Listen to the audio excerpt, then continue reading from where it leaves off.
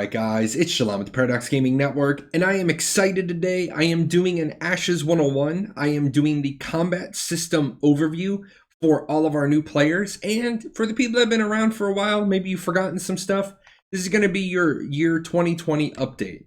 Now, like I said, we've got a lot of new people coming into the community. I'd like to welcome all the Chronicles of Illyria people. You've made the changeover from that game to Ashes of Creation. I also want to welcome all the new people that have just stumbled upon Ashes of Creation. And what I want to talk about is the combat system, because it's the biggest question we always get. It's action or tab combat. And the answer is it is going to be both in Ashes of Creation. Steven and Intrepid are aiming for a hybrid system, which is a blend of both action and tab abilities. Now, what I need you to do right now is I need you to purge your minds. I know that you probably think you know what tab is. You probably think you know what action combat is, but it doesn't matter what I think or what you think. It matters what Steven thinks, because he's the creative director.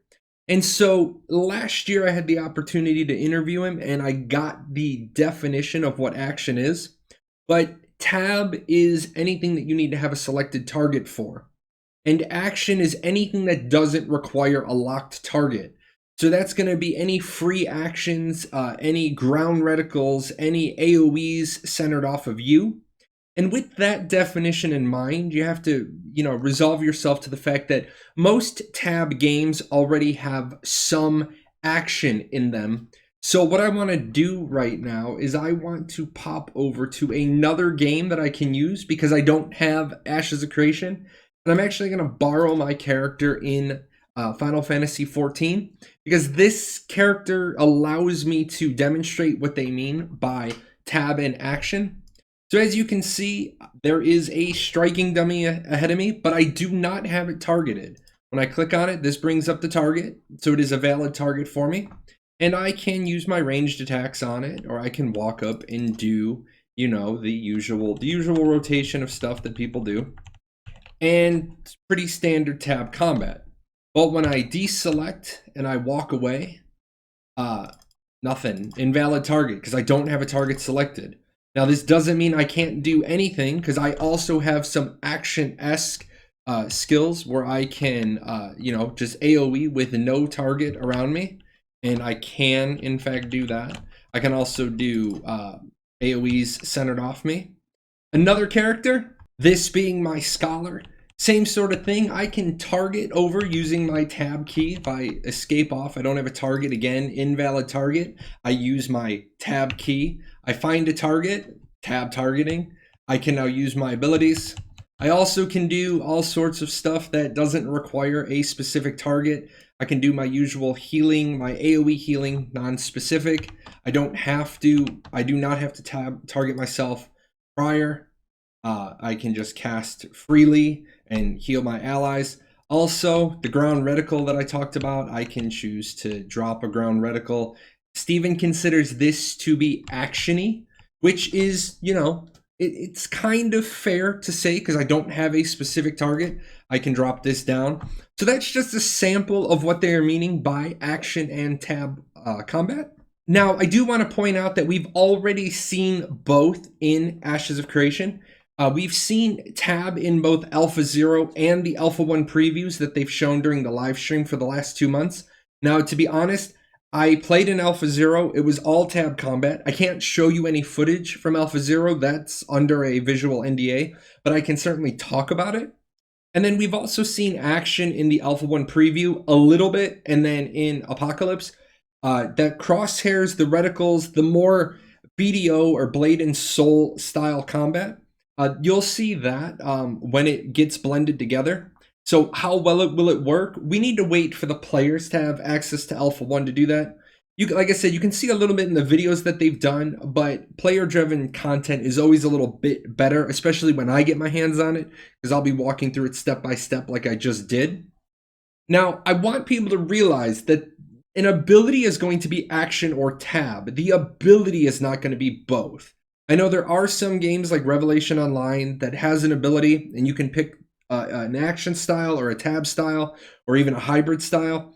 But in Ashes of Creation, the abilities are going to be action or tab. So what you have here is you have Ice Prison. It's one of the placeholder abilities that we saw.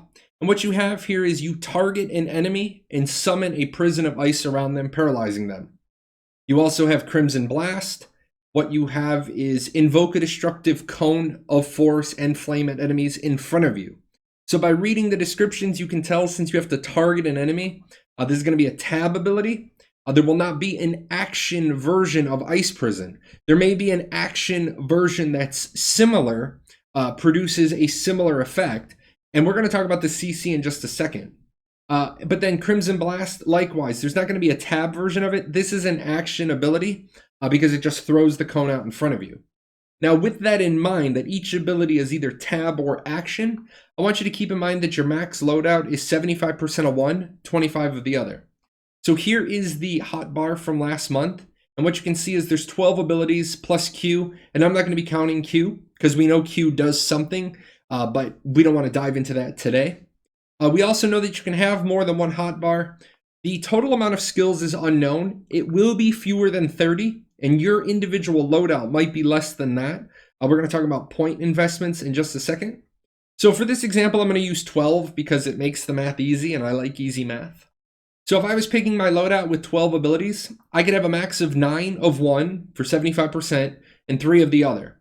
I could do 9 tab and 3 action abilities. I could do 3 tab and 9 action, or any of the wonderful combinations of 6, 6, 8, 4, 5, 7, anything that stays inside of the mile markers 9 and 3. You can't do 12 and 0, 11 and 1, or 10 and 2, because this violates the 25% setup. Now about those skill point investments, what I did here is I grabbed some of the information from the wiki, and I always want to remind people that Ashes 101 and the wiki go hand in hand. Ashes 101 is like your lecture series and your textbook, and the wiki's like the library. So if you're looking for like just raw data, go to the wiki. But as you can see here, there's a bunch of different abilities that you can buy into as a cleric. But what if I don't want, 8 abilities on my bar? What if I want my points to be spent differently?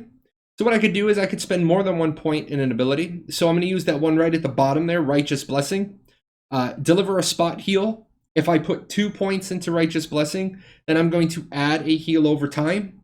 Then if I put a second point into it above and beyond, so I'm at 3 points now, it's also going to add damage over time to adjacent enemies. So as you can see, there's going to be some advantage for going deeper into an individual skill. And I know I did this because a lot of people have been asking me, what about the skill tree of any sorts? And so this is all, of course, subject to change. This is what we saw early on. But they do have a plan for how they're going to give some people like 30 abilities that they have a lot of diversity. I know some of the people on the Discord, they like having 30 abilities on their bar so that they can address a lot of different situations. Other people have talked about wanting less abilities on their bar. They just want their abilities to do more. So with the point investments, everybody gets what they want. I want to talk about crowd control for a second. And much like action and tab combat, before I did that interview with Steven and we knew what he said action was, it's great for people to talk about hard CC and soft CC, but until you know what Intrepid means by them, it really doesn't matter. We can have opinions, but we don't know what the definitions for Ash as a creation are. The good news is there going to be no CC lockdowns, no CC chaining. There will be diminishing returns on stuns, sleeps, and slows.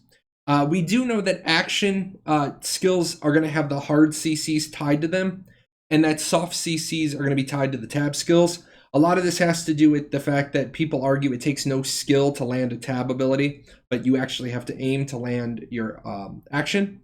Now, the question for Intrepid at a later time, what do you consider hard CCs versus soft CCs? And that is one of the questions I will be asking if and when I get to interview Steven, or I'll try to get that slid in for the next live stream. Or, if you want to help me out, grab that question, and the next time they open up the Q&A for the live stream and you don't have a question for yourself, just pop that one in. All right, guys, wrapping up, I'm going to talk about augments real quick. Even though augments fit into the class and archetype description, it's also part of the combat system. So I want people to who are new to realize, unlike other games where you get abilities from both your primary and your secondary class, you only get abilities from your primary archetype. Your secondary archetype doesn't give you any abilities. that gives you is augments. Now, you're also going to get augments from your race, your religion, your node citizenship, from your guild if your guild purchases them instead of size increases, and your social organizations. Of course, all of this is subject to change. Don't hold Intrepid to it. Design things may change between now and launch. Okay, so for this sample augment, what I want to talk about is the charge example. The tank archetype gets the charge skill. It's a visible charge that sees you move from your position and you rush from point A to point B. It's you physically traversing the distance, and you can be stopped by player collision and or the shield wall. Now, a tank might want to have some flexibility. So a tank might go tank rogue, and although he wouldn't get outright stealth, the stealth ability for being tank plus rogue, he would be a night shield. So one of his augments for charge might be an augment for stealth. And what this would be is they fade for a moment when they initiate their charge, breaking everybody's tab target lock on them. So that might have some versatility if you want to be able to go in and force everybody to have to reacquire their target lock on you. Or you might be a tank plus a mage for spell shield. And what this is going to do is you're going to put a blink augment on your charge. So you teleport from point A to B instead of physically rushing it, which would allow you to bypass shields and collision. So those are just a couple of ways the augments are going to work. Now, with that said, I do want to talk about the time to kill real quick. A lot of people were concerned about this. Their goal is for about 30 seconds to a minute on the time to kill. They absolutely do not want one-shots in the MMORPG. But you do have to realize if you go full glass cannon, you sacrifice all of your defense. It probably won't take 30 seconds to kill you if you deliberately make yourself weaker. But you might be able to burn somebody down faster than 30 seconds if you're all gank and no tank. With that said, I also want to talk about the action combat criticals. Headshots are not automatic critical hits. This was something that they were going to do as an early idea on. Steven and Intrepid listened to the player feedback, and then they got a lot of data they needed from APOC. So they figured out that some people were just going to be way too devastating if headshots were automatic criticals. So how crits are going to work for the action combat skills, we don't know. That'll be something that we start testing in Alpha 1 into Alpha 2. With that said, guys, totally excited that I was able to do an Ashes 101, that there was both a need for a video and that we had enough information for it. I hope this was helpful for the new people understanding what Intrepid's goal for combat is. If you are interested in more educational-esque information about Ashes of Creation, ashes101.com is up and running. Lots of articles there, lots of videos. And like I said earlier in the video, the community wiki, awesome source run by Lex in the community.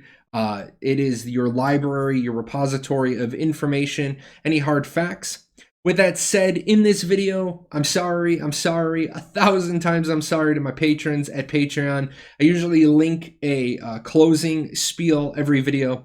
The last Ashes video I did, I screwed up. So I told them, I said, I'm so sorry. It will be on this video. The apology is here, and let's just go right to the ending credits.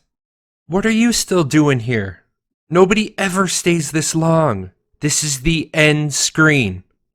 Well, since you're here, there's a couple other videos I think you should check out. And all those names, those are my patrons over at Patreon. I couldn't do this without them.